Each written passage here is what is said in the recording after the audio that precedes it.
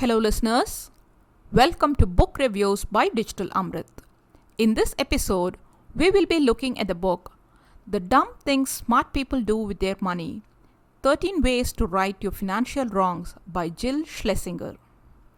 As the title suggests, this book explains 13 wrong decisions which otherwise smart people make in financial matters. The kinds of mistakes and how to avoid them are explained using real-life examples along with a set of questions for each of these situations to help you. So, what are these pitfalls? 1. Complicated financial products. 2. Financial advice from wrong people. 3. Stressing too much on the importance of money. 4. Too much college debt. 5. Buying a house. 6. Taking too much risk. 7. Identity theft. 8. Overindulgence in early retirement. 9. Financial issues vis-a-vis bringing up kids. 10. Plan for the care of aging parents. 11. Wrong insurance or no insurance. 12. No will. And 13. Timing the market. Let's go through each of these, starting with the complicated financial products. Almost all of us invest in some kind of financial product or the other. These can be simple stocks or mutual funds, to reverse mortgage, to sophisticated hedge funds and beyond.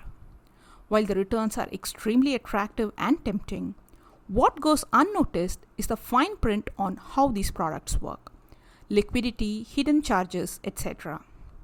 How can you ensure that you protect your interests? 3 simple words. Ask more questions.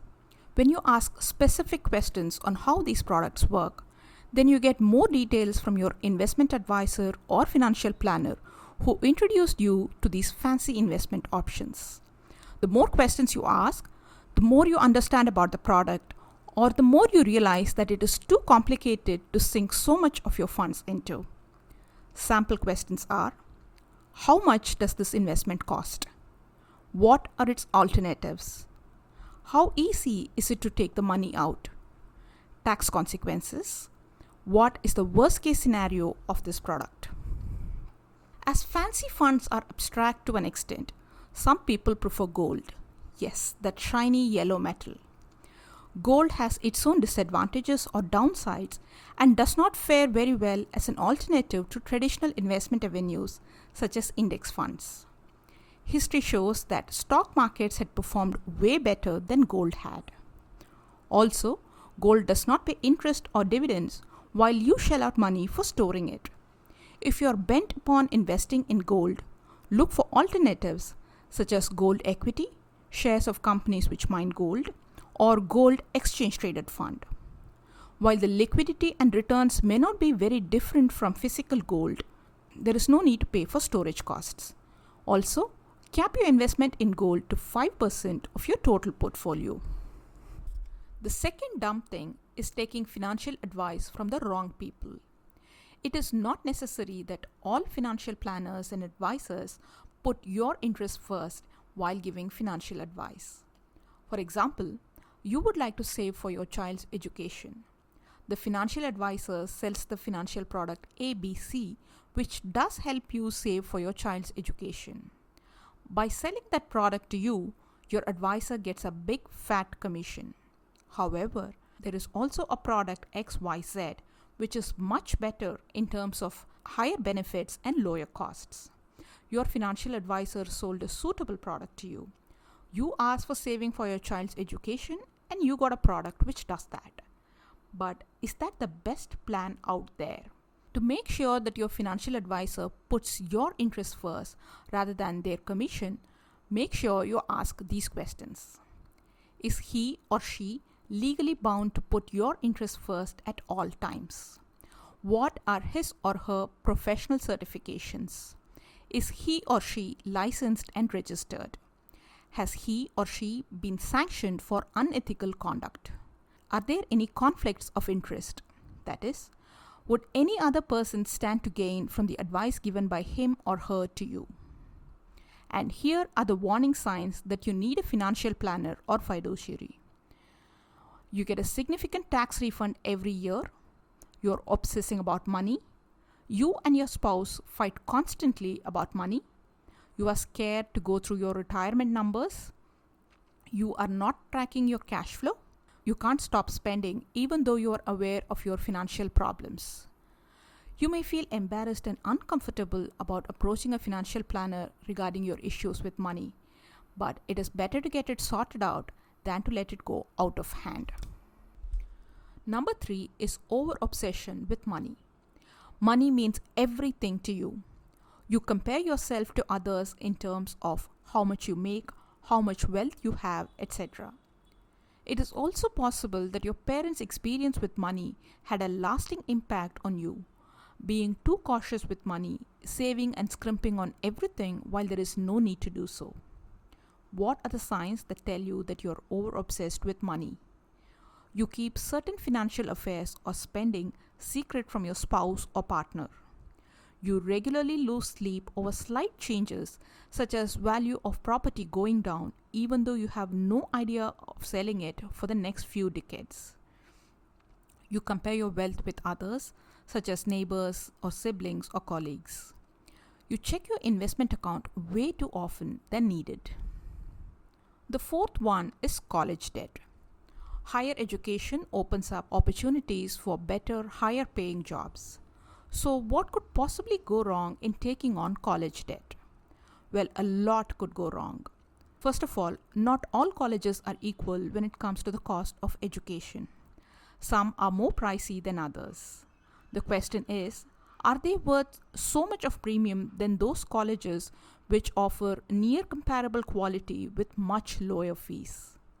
There are others who, after obtaining expensive degrees, go on to launch a startup or do something else which did not require that expensive degree. But the college debt needs to be prepaid, whether the education helped or not. Research shows that name brand schools are not the first criterion for employers to decide between candidates. It is not even second or third, but ninth. So before you take on huge college debt, do yourself a favor and ask these questions. Are there other colleges which provide similar levels of education and opportunities? How much college debt are you willing to take? Would you like to forego vacations because you simply don't have enough money left if college debt sucks up a significant amount of your earnings? Will you be able to get a waiver or scholarship that would reduce the cost? Are you funding your kids' education at a name brand college because you couldn't afford to attend one years ago? Are you planning for your kids' college education before taking care of your retirement? Number 5 is rent a house or buy one. Alright, everyone has a dream home which they would like to buy one day, perhaps sooner than later. But are there options to rent your dream home instead of buying? Let's see. What could go wrong with buying a home? These, for example. You have put in all or most of your liquid savings into buying the house. What happens when there is an emergency? In addition to taking in your savings, you need to pay for the mortgage. Can you afford it? Would you have to forego something for this? If you need to move to another state or city, what will happen to this house? What if you can't sell or rent it at an amount you like? How much will it take to maintain, repair, or renovate the house? Is it worth the money and the effort? Taking too much risk is the sixth dumb thing. Let's say you have received huge stock awards from your employer and they are worth a lot of money now and you are free to sell them whenever you like. Since the stocks are performing great, you hold on to them. Why sell when the price keeps climbing? Clinging on to recent events and having excessive optimism, that will never happen to me attitude makes you think that my stock is not going to fall. But well, one day it might just plummet and you could lose all your money that was in the form of that stock. Taking risks in avenues which you do not comprehend well, just because your sibling or neighbor or classmate made a fortune out of it, is not reasonable at all. Of course, do take reasonable risks, like the passive investment approach suggested by the author. What is passive investment approach? Plan ahead on where to invest and how much and keep them through the ups and downs. In the long run, this would yield better results than actively managing your investments. Make quarterly adjustments to your investments to make sure that your allocation into different types of investments is maintained. Also, look objectively into your allocation when you go through significant events in your life, like a huge inheritance, getting married, starting a family, quitting your job to pursue your passion, etc., to see if the allocation needs to change. Do you need to be more conservative, or can you afford to put a little more into risky ventures?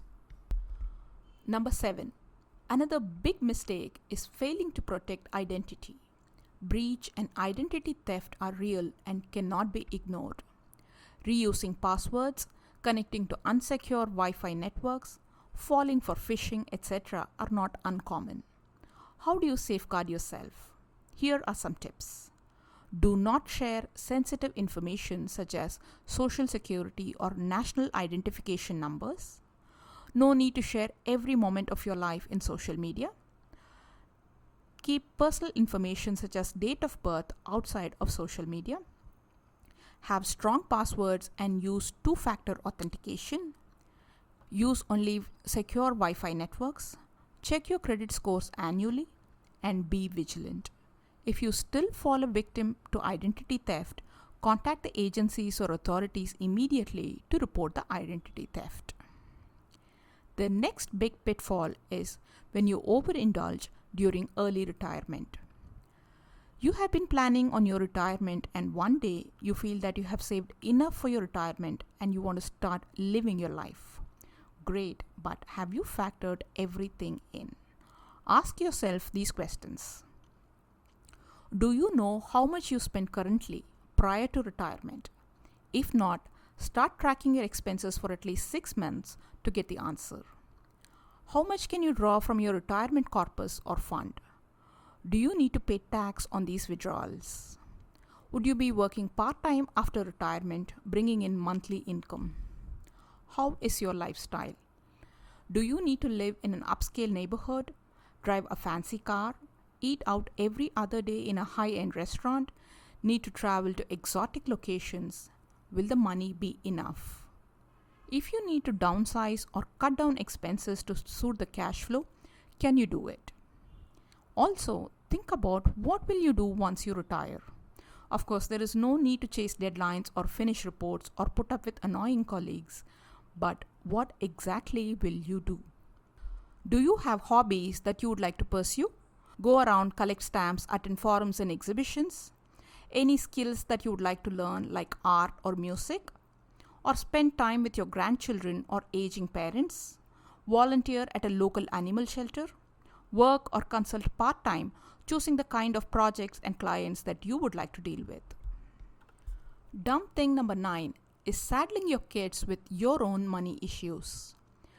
People who had humble beginnings branch off into two kinds of parents. One kind which brings money into every conversation and every decision and continue to scrimp on everything even though there is no need to do so.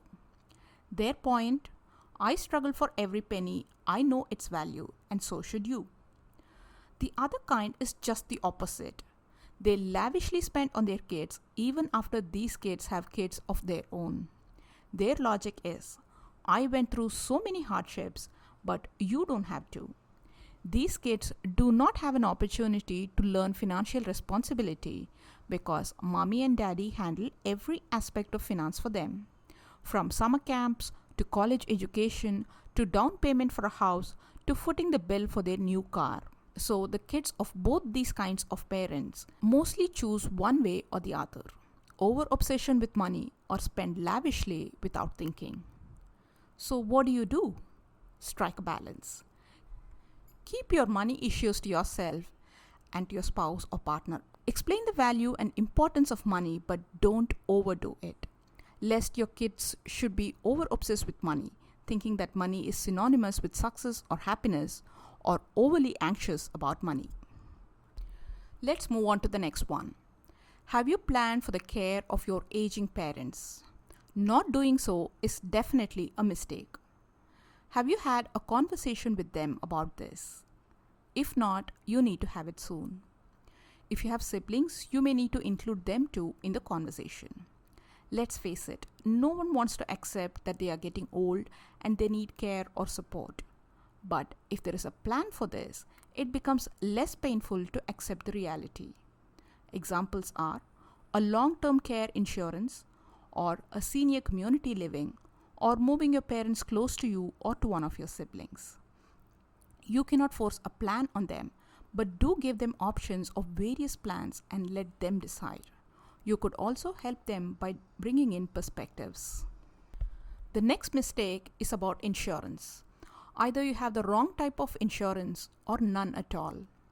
Insurance deals with unpleasant events like death, disability, etc., the reason why most people avoid talking about it. The other reason for not buying insurance is that people feel that the insurance cover provided by their employer is sufficient. Sufficiency of insurance cover needs to be determined based on annual expenses of your family, number of dependents, how long would they be dependent on the insurance money, inflation, would there be other factors to consider, such as would your spouse work after your death, or would he or she decide to stay at home to take care of your kids? Do you have a child with special needs who would be dependent for longer than a normal child would be, etc.? Alright, now you understand that you need insurance cover. What about your spouse? Also, make sure that you buy the right kind of insurance, term or permanent. Term life may be suitable for people in their 30s, while permanent or whole life would be practical for people in their 50s or older. With every major event in life, marriage, divorce, kids, etc., rethink your insurance needs and make changes as required. Right, now that you've insured your life and also your spouse's, the next thing to take care of is your will. Get legal help and put a will in place to make sure that your loved ones do not spend their time fighting over legal title or entitlement while grieving, not to mention the time, effort, and money it costs to prove title. Along with drafting a will, gather these in a box. Master list of bank accounts, usernames and passwords for financial accounts, emails, social media, etc. Safe deposits, automatic bill payment instructions, pension and other social security account details, insurance, title deeds to property, vehicles, etc., tax returns, marriage or divorce papers, documents relating to business such as tax registration, licenses, etc. It's an exhausting task, but it would come in handy for your heirs to take care of these after your death or disability. Also, if you have aging parents, have a conversation with them about their estate planning and will, along with your siblings. Again, not an easy conversation to have, but an essential one. Trying to time the market is the last of the dumb things. Why is it dumb? It's a sensible and smart thing to do, right? If you could time the market, you can enter at low price and exit with huge returns. Makes sense, doesn't it? But there are factors beyond our control. Sudden, unexpected events might bring in startling changes to the market. To avoid this, follow the passive investment approach, rebalance every quarter or immediately after every life-changing event. Regardless of the ups and downs, your investment portfolio would give you good returns in the long run. That's it about the 13 pitfalls in the book. So, who needs to read this book? Everyone. Those who take risks in investing and those who don't. Those who spend a lot and those who scrimp.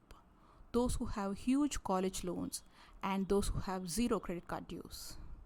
Why so? Because it covers basic things such as making note of your expenses, reviewing your bank account and credit card statements, to having your estates planned. I enjoyed every word of this book.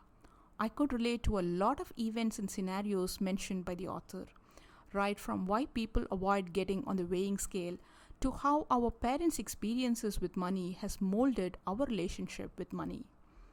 And it so happened that while I was reading this book, my husband and I were waiting to undergo medical examination for health insurance.